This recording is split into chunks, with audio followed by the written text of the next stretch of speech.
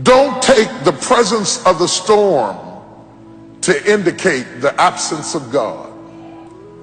Sometimes when you enter into a storm, and there are all kinds of storms, health storms, physical storms, financial storms, emotional storms. There are all kinds of storms.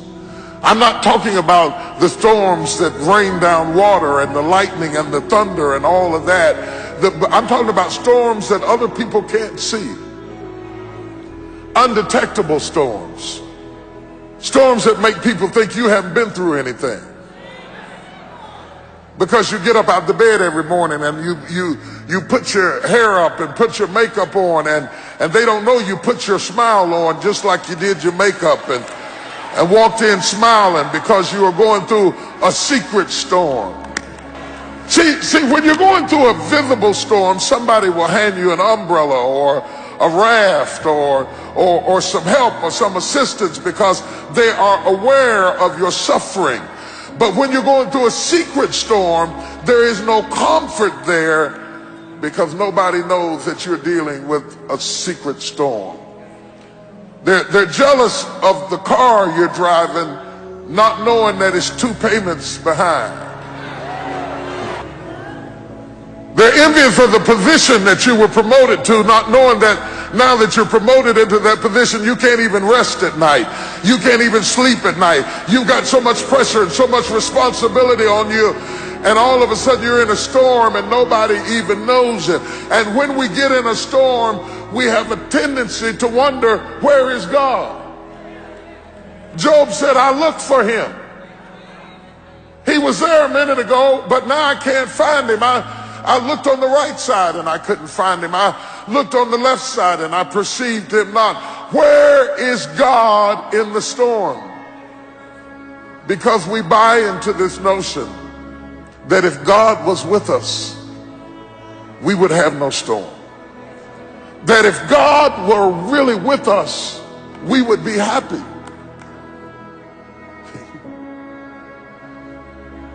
That if God were really with us, everything would go smoothly. That if God were really on our side, we would have no family problems. If God were really with us, our bills would be paid. How could God be with us and us be in foreclosure?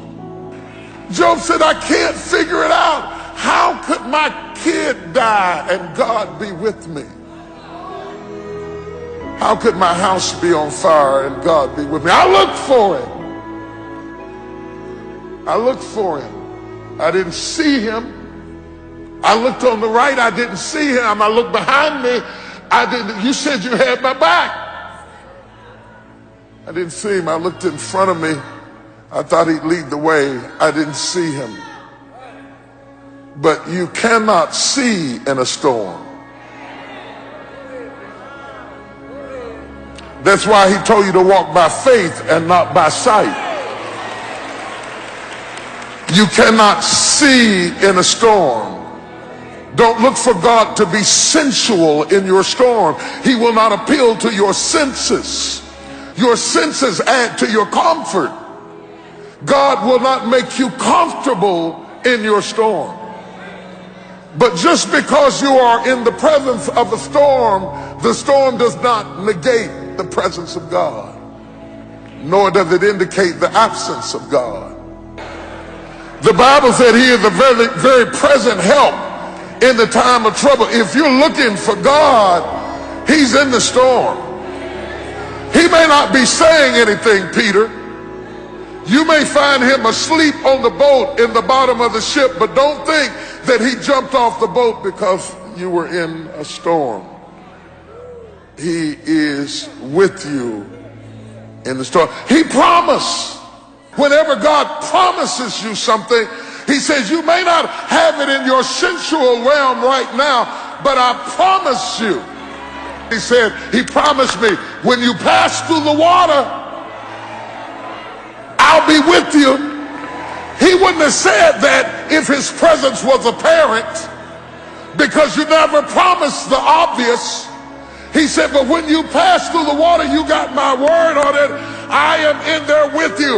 You may not see me, you may not feel me, you may not sense me, but I tell you what, all the while you're stroking in the water, understand you are not stroking by yourself.